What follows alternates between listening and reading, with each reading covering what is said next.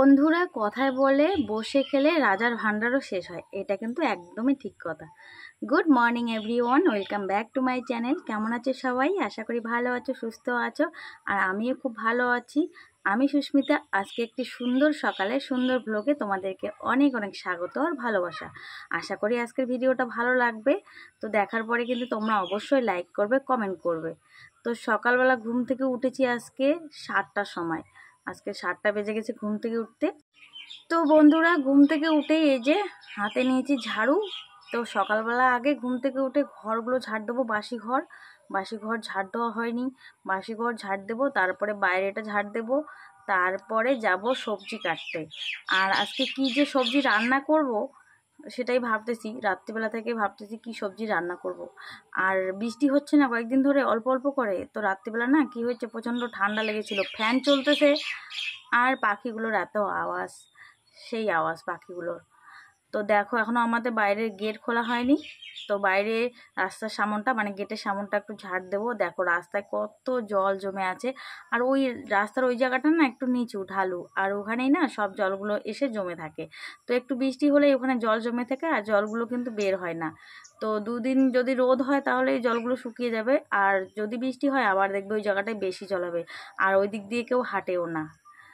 তো বন্ধুরা দেখো আজকে রান্না করব, এই যে চাল কুমড়ো ফ্রিজ থেকে বার করলাম, তারপরে বেগুন, তারপরে পটল। তো এই তিনটে সবজি আপাতত কি রান্না করব, মানে তিনটে সবজি বার করলাম, তো কোনটা দিয়ে কি করব সেটাই ভাবছি। তো ভাবলাম না পটলটা ভাজাই করব। তো পটলটা কেটে নিলাম, আজকে পটল ভাজা করব, পটলের তরকারি করব না। আর বেগুন ভাজা করব, আর চাল কুমড়োটা ঘন্ট করব। আর কি বলো তো, সব হিসেব করে না চললে না, ওই যে বললাম বসে খেলে রাজার ভান্ডারও শেষ হয়।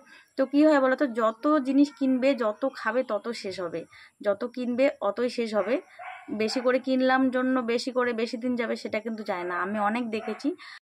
তো এই যে সবজিগুলো কেটে নিলাম, সবজিগুলো কেটে রেখে দিলাম। তারপরে এখন এই যে ঘরদোরগুলোকে পরিষ্কার করব, বিছানাপত্র পরিষ্কার করব।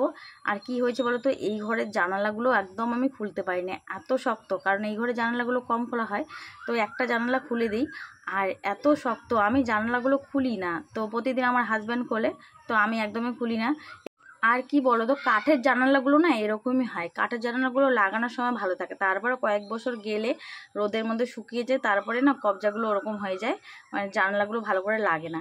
তো এবার থেকে ঘর করলে, কোনো দিন যদি ঘর করি তাহলে আর কাঠের জানালা দরজা কিচ্ছু লাগাবো না। কারণ কাঠের জানালা দরজা লাগালে না সত্যি পরে জানালা দরজাগুলো খুবই খারাপ হয়ে যায়, আর অসুবিধাও হয়। তো সেই জন্য আর কাঠের জানালা দরজা ভাবছি লাগাবো না। যদি কোনো দিন ভগবান আমার সহায় হয়, কোনো দিন যদি আরও ঘর করতে পারি তখন আর কি করবো, এখনের কথা বলছি না। তো সব ঘরে বিছানাপত্র পরিষ্কার করলাম, আর আজকে স্নান করেছি, ঝাড়টার দিয়ে স্নান করে এসেছি। তো এখন রান্না করব। তো আজকে দেখো আমি একটা স্পেশাল জিনিস রান্না করব। বরমশাই বাজারে গেছে আর বাজার থেকে এনেছে মাটন।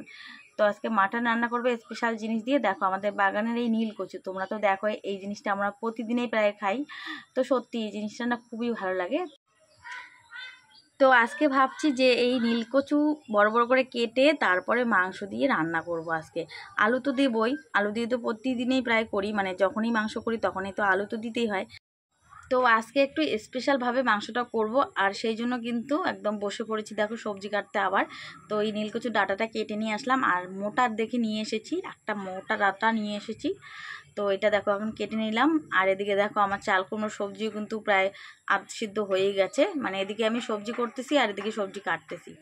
তো চলো আজকে কিভাবে আমি রান্নাটা করবো বলো তো। এই যে আলু ভেজে নিলাম, তো আলুগুলো ভাজা হয়েই গেছে, আলুগুলো একটু ভালো করে লবণ দিয়ে ভেজে নিলাম। তারপর দেখো ওই যে নীলকচুর ডাঁটাগুলো আমি এইভাবে লম্বা লম্বা করে কেটেছি, লম্বা লম্বা করে কেটে তারপর এগুলো কিন্তু একদম ভালো করে তেলের মধ্যে ভেজে নিতে হবে, একদম লবণ দিয়ে হালকা একটু হলুদ দিয়ে ভালো করে দেখো এরকম লাল লাল করে একদম নরম করে ভেজে নিতে হবে, যাতে তেলেই সিদ্ধ হয়ে যায়। তারপর মশলাটা, মাংসের যে মশলাটা আছে সেটা কষাতে হবে। মাংসর মশলাটা কষিয়ে তারপরে মাংসটা দিয়ে, মাংস যেভাবে রান্না করি আমরা সেভাবেই রান্না করব। তো আমি কিন্তু পাঁঠার মাংস মানে মাটন কিন্তু প্রেশার কুকারেই রান্না করি। প্রেশার কুকারে একটা দুটো সিটি দিয়ে নিই, না হলে না নরম হয় না, আমার ভালো লাগে না। একটা সিটি দিয়ে নেবো বা দুটো সিটি দিয়ে নেব, তারপরে কষিয়ে তারপরে ঝোল করব। তো দেখো আমি আজকে মাংসটা ঝোল করব, পাঁঠার মাংস একটু ঝোল ঝোল করব। আর এখন দেখো ঝোলটা আমার ফুটে উঠেছে, তো এর মধ্যে দেখো আমি ভাজা নীলকচুগুলো দিয়ে দিলাম, কারণ এগুলো তো সিদ্ধ হয়েই আছে। তো শুধু একটু ফুটিয়ে নেব তাহলেই হবে। আলুও সেদ্ধ হয়ে গেছে। তো এখন দেখো আমার মাংস প্রায় হয়ে গেল, আর এখন লাস্টে দেবো একটু গরম মশলা গুঁড়ো। তো এইভাবে রান্না করলে কিন্তু খুবই ভালো লাগে খেতে। তো আমার হাজব্যান্ড বলেছে যে ঠিক আছে আজকে তুমি মাটনটা নীলকচুর ডাঁটা দিয়ে করো। তো এই প্রথমবার কিন্তু আমি মাটন এই নীলকচুর ডাঁটা দিয়ে করলাম, কেমন হবে জানি না, খেতে মনে হচ্ছে ভালোই হবে। দেখো কালারটা কত সুন্দর হয়েছে। তো এই হলো আজকের আমার রান্না কমপ্লিট। তো এখন করব রান্নাঘর পরিষ্কার।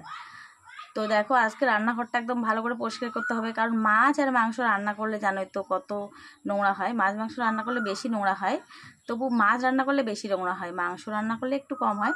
তো আমি দেখো এভাবে স্কচ ব্রাইট দিয়ে একদম সার্ফ দিয়ে পুরো গ্যাসের ওভেনটা মুছে নিলাম, তারপরে ভালো করে পরিষ্কার করলাম। তারপরে এখন এই যে ঘর মোছা বাকি আছে। তো বন্ধুরা এই যে সকাল থেকে কাজ শুরু করেছি, কাজ তো শেষে হয় না, সংসারের কাজ একদম চলতেই থাকে একটার পর একটা। তো সকালবেলা একবার স্নান করেছি, এখন দেখো এত কাজ করতেছি, তো স্নান তো করতেই হবে। তো আমার কিন্তু প্রতিদিন 2বার করে স্নান হয়, যদি বেশি গরম পড়ে 3বারও হয়ে যায়। তো এইভাবে যদি ঘর মোছা হয়, তারপরে সকাল থেকে দেখো রান্না করলাম, ঝাড় দিলাম, সব কাজ করতেছি, কাজ শেষই হয় না। এখন মনে হচ্ছে 1টা বাজে।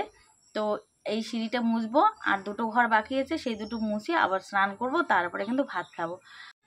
তো বলছিলাম না তোমাদের যে বসে খেলে রাজার ভাণ্ডারও শেষ হয়, এটা কিন্তু সবাই বলে, সত্যি বসে যদি খাওয়া যায় তাহলে রাজার ভাণ্ডারও শেষ হয়। তো আমরা তো বসে খাই না, তবুও না কি হয় বলো তো, মানে হিসাবটা একটু গড়বড় হয়ে যায়।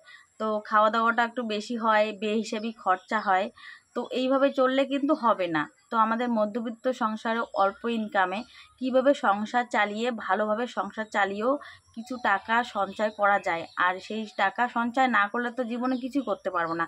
শুধু খাওয়া আর ইনকাম করা এটুকু করলে তো চলবে না, ভবিষ্যতে তো কিছু আছে, ভবিষ্যৎ বলে ভবিষ্যতের জন্য তো কিছু করে রাখতে হবে। আর এখন যা জিনিসপত্রের দাম, সত্যি জিনিসপত্রের এত দাম, মানে আমাদের মতো মধ্যবিত্ত পরিবারে যারা আছে তাদের খুবই অসুবিধা হয়, কারণ তাদের সংসার চালিয়ে সংসারে কিছু জমানো, মানে কিছু সঞ্চয় করা খুবই কষ্টকর। বিশেষ করে আমাদের মতো মধ্যবিত্ত পরিবারের খুবই কষ্ট হয়, মানে একটা সংসার চালিয়ে তারপরে কিছু সঞ্চয় করা। তবুও না চেষ্টা করতেই হবে, হাল ছেড়ে দিলে হবে না। আর একটা সংসারের সঞ্চয় কিন্তু নির্ভর করে একজন মহিলার উপরে। একজন মহিলাই পারে সংসারটা সুন্দরভাবে চালিয়ে কিছুটা সঞ্চয় করতে, ছেলেরা কিন্তু সেটা পারে না, ছেলেরা শুধু ইনকাম করতেই পারে। আর পুরো সংসারটা চালানোর দায়িত্বই কিন্তু বাড়ির গৃহিণীর হাতে। তো গৃহিণী যেভাবে সংসার চালাবে সেইভাবেই কিন্তু সংসারটা চলবে। তো ভাবছি কি এবার বলো তো, এবার একটু রুটিনটা চেঞ্জ করব। তো অনেকভাবে অনেক দেখেছি, কিন্তু কোনোভাবেই কিচ্ছু হচ্ছে না। তো কি বলো তো, এবার সংসারের খরচাটা একটু অন্যভাবে করলাম। তো এইভাবে যদি তোমরাও সংসারের খরচা করো, তাহলে দেখবে তোমাদের মাসের শেষে কিন্তু কিছুটা সঞ্চয় করে রাখতে পারবে। তো আমাদের মতো মধ্যবিত্ত পরিবারে যাদের হাজব্যান্ড অল্প ইনকামের চাকরি করে বা অল্প ইনকামের কাজ করে, তাদের কিন্তু এইভাবে চলা দরকার আমার মনে হয়। তো আমি অনেকভাবে দেখেছি। তো আমরা কি করতাম, মাসের প্রথমেই একদম মাস কাবারি বাজার করে আনতাম, একদম গ্রোসারি থেকে সব কিছু। কিন্তু যত বেশি খরচ নিয়ে আসতাম না, তবুও কিন্তু মাসের মাঝখানে কিছু কিছু শর্ট হয়ে যেত। তো যত বেশি নিয়ে আসি তত খাওয়া হয়। তো অল্প নিয়ে আসলে কিন্তু চলে যাবে, আবার বেশি করে নিয়ে আসলেও কিন্তু একই চলবে। তো আমি দেখেছি যে বেশি করে যখন নিয়ে এসেছি তখনও শেষ হয়েছে তাড়াতাড়ি ওই একই সময়, আবার যখন কোনো কিছু নিয়ে আসিনি তখনও কিন্তু চলে গেছে। তো ভাবছি এবার ওইভাবেই খরচা করব, কারণ যখন যেটা লাগবে তখনই নিয়ে আসব। আর একবারে অনেক কিছু বাজার নিয়ে এসে রাখবো না, কারণ কি একবারে অনেক কিছু বাজার নিয়ে আসলে অনেক টাকা খরচা হয়, অনেক মোটা টাকা খরচা হয়। তারপরেও দেখবে ঘরের জিনিস থাকলে তাড়াতাড়ি কিন্তু শেষ হয়ে যায়, কারণ যখন ঘরে দেখি অনেক কিছু আছে তখন তাড়াতাড়ি খেয়েই শেষ করে ফেলি। কারণ ঘরে থাকলে জানো তো, ঘরে থাকলে খরচা হবেই, কিন্তু তুমি যদি সেই খরচাটা না করো তাহলে কিন্তু তোমার এই খরচাটা হবে না। তো এবার কি করেছি, হাজব্যান্ডের মাইনে থেকে অল্প টাকা খরচা করে, মানে যেগুলো মেন খরচা সেগুলো নিয়ে এসে রেখে দিয়েছি, আর বেশি কিছু রাখিনি। তো বেশি খরচা করলে বেশি খরচ হবে, সেই জন্য মেন জিনিসগুলো এনেছি। আর যেগুলো দরকার নেই, কিছু কিছু আমরা খরচা করি এমনিতেই, লাগে না, দরকার নেই, কিন্তু আমরা টাকা হাতে থাকলেই করে ফেলি। তো সেগুলো আর করলাম না। তো ভাবলাম যে এই মাসটা এইভাবে চালিয়ে দেখব যে কতটা আমি সঞ্চয় করতে পারি, যেটা দরকার সেটাই খরচা করব, আর বাকিটা করব না, যখন লাগবে তখনই করব। তো এইভাবে যদি সংসার খরচা করো বন্ধুরা, দেখবে তোমাদের মাসের শেষে হাতে কিছুটা টাকা জমা থাকবে।